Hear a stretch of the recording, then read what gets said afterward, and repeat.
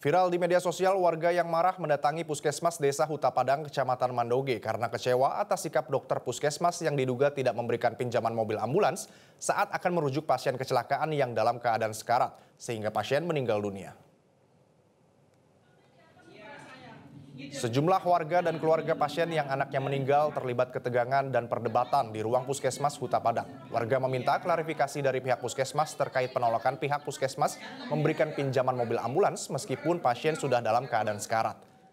Effendi Sirait selaku orang tua korban merasa sangat kecewa atas rumitnya birokrasi di Puskesmas ini saat anaknya mengalami kecelakaan pada malam hari dan dibawa ke klinik terdekat. Karena kondisi pasien gawat darurat, dokter klinik menyarankan pasien agar dibawa menggunakan ambulans rumah sakit untuk rujukan ke rumah sakit kisaran. Warga pun mendatangi rumah bidan yang memegang kunci ambulans namun tidak diberi dengan alasan tidak ada sopir dan tidak mengenal warga tersebut meskipun warga telah menyerahkan mobil pribadinya dan kartu identitas sebagai jaminan. Karena lamanya proses birokrasi, akhirnya warga berinisiatif membawa korban dengan mobil pribadi namun di tengah perjalanan korban meninggal dunia. Hingga kini belum ada keterangan resmi dari pihak Rumah Sakit Desa Huta Padang, Mandoge terkait birokrasi dalam peminjaman mobil ambulans milik pemerintah ini kepada warga sakit dengan kondisi darurat. Tapi karena dia dibilang kami nggak kenal, ya itulah jengkel saya bareng. Ya pantaslah nggak kenal, karena dia nggak keluar dari rumah.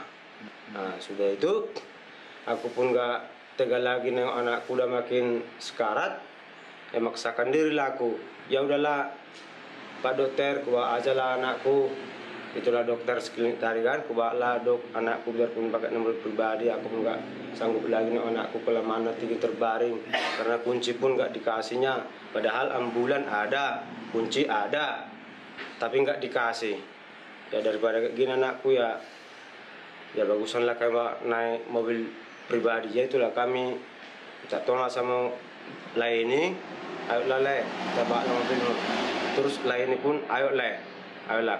Sesudah itu Pak, di tengah jalan, ya anak kami sudah. Jelajahi cara baru mendapatkan informasi. Download Metro TV Extend sekarang.